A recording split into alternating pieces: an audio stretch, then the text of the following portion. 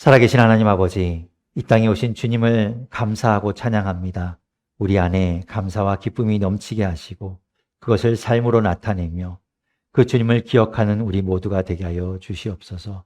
우리를 위하여 우리에게 선물처럼 오신, 그리고 이 땅에 다시 오실 우리 주 예수 그리스도 이름으로 기도드립니다.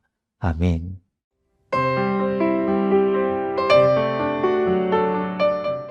주님께서 이렇게 오셨습니다. 이 땅 가운데 우리에게 주님이 오셨습니다. 가장 귀한 선물로 오신 주님. 무엇으로도 대체할 수 없고 무엇으로도 바꿀 수 없는 선물이지요. 예수님이 오신 것은 우리를 위함입니다. 우리는 하나님 앞에 죄인입니다. 하나님으로부터 떠난 죄인이고 하나님께 등을 돌렸던 죄인이죠. 그래서 하나님 앞에 우리는 나아갈 수 없어요. 우리의 죄를 해결해야만, 그 죄 때문에 나아가지 못하는 우리의 상황을 어떻게 해결해야만 주님 앞에, 하나님 앞에 나아갈 수 있었습니다. 예수님이 오시기 전인 구약 시대에는, 지금 예수님이 이제 오시는 이야기를 봤지만 이 이전에는 그러면 하나님 앞에 어떻게 그들이 나아갔을까? 그들은 우리가 아는 것처럼 하나님이 계신 곳으로 가야 했어요. 그것이 바로 이제 성전이라고 부르는 곳이었죠. 처음에는 성전이라는 건물 형태가 아니었고 천막이었어요. 천막. 그래서 그것을 성막이라고 불렀습니다. 나중에 이제 세월이 흐른 후에 솔로몬 왕 때에 가서나 그것을 이제 건물의 형태로 짓게 돼요. 그것이 이제 성전이라는 이름으로 이제 불리게 되는데, 성막과 성전은 뭐 규모의 차이가 있고 재질의 차이만 있을 뿐 기본적인 구조는 동일해요.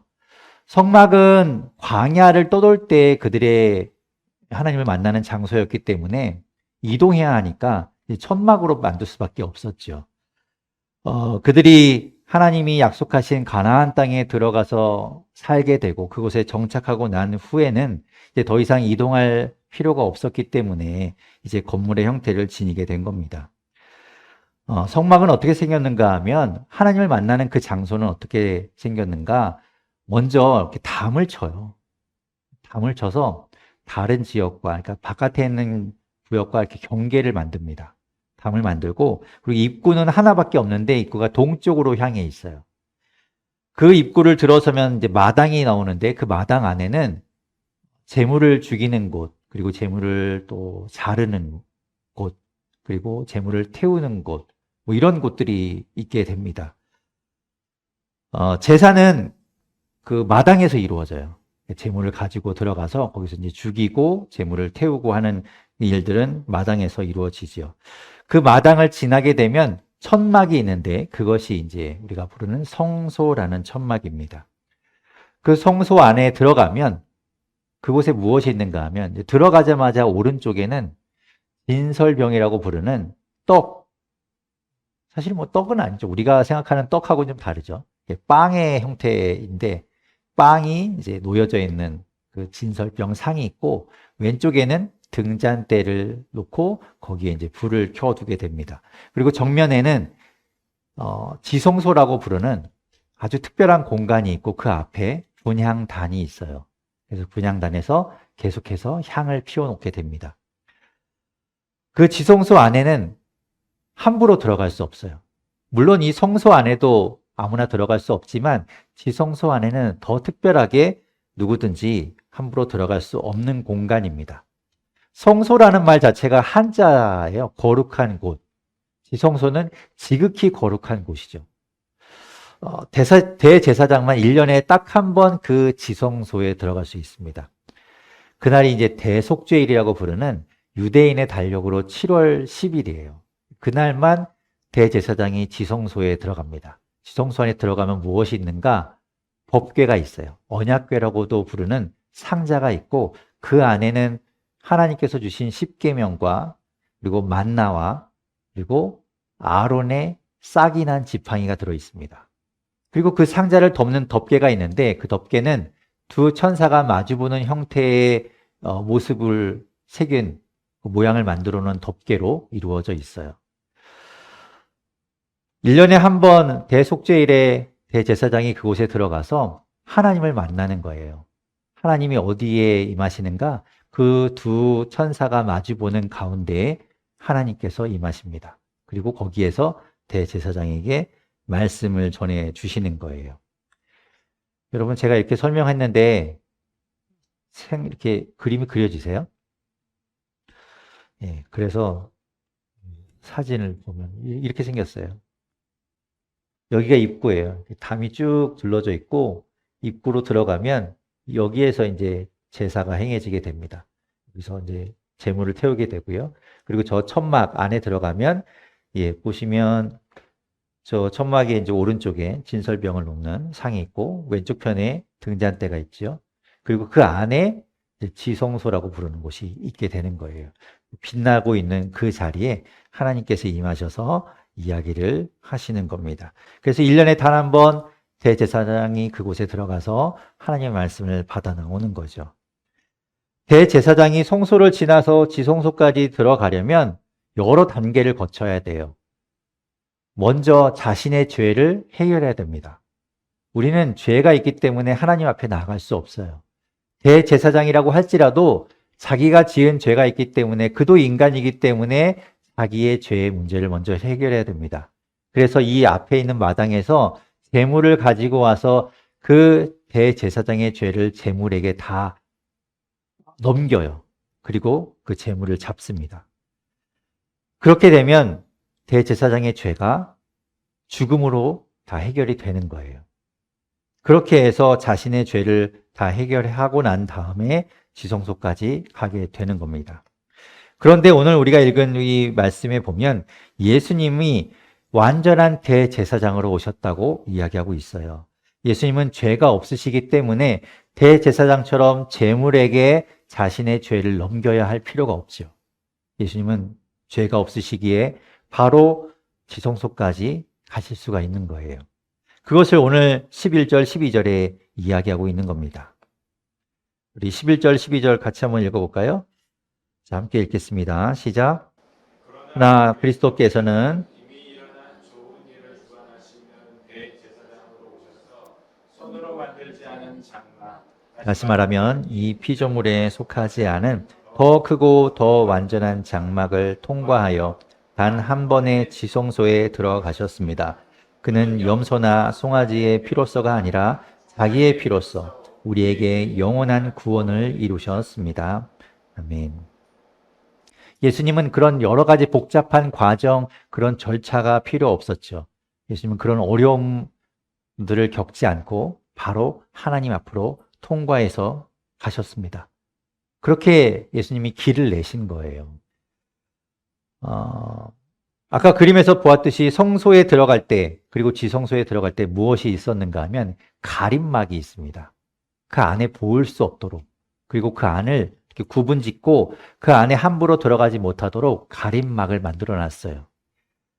그 가림막을 휘장이라고 불렀는데 아무도 그 가림막을 제치고 안으로 함부로 들어갈 수 없게 하는 경계였죠. 그런데 예수님이 십자가에 달려서 죽으시며 자신의 몸을 찢으실 때에 그 휘장이 찢겼다고 성경은 이야기하고 있어요. 마가복음 15장 37절 38절에 이렇게 말씀합니다. 예수께서는 큰 소리를 지르시고서 숨지셨다. 그때 성전 휘장이 위에서 아래까지 두 폭으로 찢어졌다. 라고 이야기하고 있습니다. 더 이상 그곳을 가로막고 있던 휘장이 찢어지면서 하나님 앞에 누구도 나아갈 수 있도록 만들어 주신 거예요. 그런데 예수님이 그곳에 나아갈 때 우리에게 무엇이 필요했습니까? 제물이 필요했고 그 제물의 피가 필요했어요. 우리의 죄를 해결할 피. 그런데 예수님께서 오늘 본문에도 이야기하고 있듯이 십자가에서 흘리신 그 피를 통해서 더 이상 제물의 피가 필요하지 않도록, 그저 예수님을 믿기만 하면 더 이상 피가 필요하지 않도록 모든 것들을 다 해결해 주셨어요. 우리의 죄가 용서받도록 하신 것이죠. 오늘 본문 13절, 14절 이렇게 이야기합니다. 13절, 14절 같이 읽어보겠습니다. 시작. 염소나 황소의 피와 암송아지의 피를 더러워진 사람들에게 뿌려도 그 육체가 깨끗하여져서 그들이 거룩하게 되거든.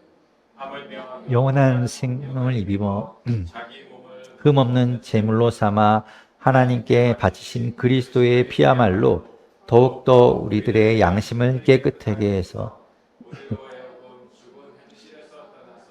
살아계신 하나님을 섬기게 하지 않겠습니까? 아멘. 우리의 죄를 재물에게 넘기게 되는데 우리의 죄가 재물 대신 예수 그리스도에게 넘어간 거예요. 예수님이 죽으심으로 인해서 우리의 죄가 해결된 겁니다. 이 땅에 선물로 오신, 선물처럼 우리에게 오신 예수 그리스도는 바로 우리의 제물로 이 땅에 오신 것이죠. 그렇게 이 땅에 우리의 제물로 오신 주님으로 말미암아 우리는 더 이상 하나님과 이제 멀어진 존재가 아니라 하나님과 화해하는 존재가 되었습니다. 다시 하나님과 화목할 수 있게 된 거예요. 우리를 가로막고 있던 하나님과 우리 사이에 있던 죄가 해결되었습니다. 로마서 5장 10절, 11절은 이렇게 이야기하고 있습니다. 우리가 하나님의 원수일 때에도 하나님의 아들의 죽으심으로 말미암아 하나님과 화해하게 되었다면 화해한 우리가 하나님의 생명으로 구원을 얻으리라는 것은 더욱더 확실한 일입니다. 그뿐만 아니라 우리는 또한 우리 주 예수 그리스도로 말미암아 하나님을 자랑합니다. 우리는 지금 그로 말미암아 하나님과 화해를 하게 된 것입니다. 아멘. 우리가 하나님과 화해하게 되었습니다. 여러분 기뻐하십시오. 주님이 이 땅에 오셨습니다. 우리를 위해서 이 땅에 선물처럼 오셨습니다. 우리의 제물 되시려고, 우리를 대신한 제물 되시려고 이 땅에 오셨지요. 우리에게 하나님을 보여주셨고 우리에게 하나님의 영광을 드러내 주셨습니다. 하나님이 우리를 얼마나 사랑하시는지를 이 땅에 보여주시려고 우리와 같은 모습으로 이 땅에 주님이 오셨습니다. 1차 세계대전 중에도 크리스마스에는 그 하루만큼은 전쟁이 멈춰졌었다고 합니다. 지금도 세계 곳곳에서는 전쟁이 일어나고 있고 또 기근과 여러 재난으로 인해 고통받고 신음하고 힘들어하는 많은 사람들이 있습니다. 그곳에 주님이 임하시기를 소망합니다. 우리에게 선물처럼 오신 그 주님이 그곳에도 임하여 주셔서 그곳 가운데 놀라운 주의 은혜가 흘러갈 수 있기를 바랍니다. 여러분도 주님의 은혜 가운데 주님이 이 땅에 오신 그 선물을 함께 받아 가지고 돌아갈 수 있기를 바랍니다. 그 선물 간직하며 살아가는 저와 여러분 되기를 바랍니다.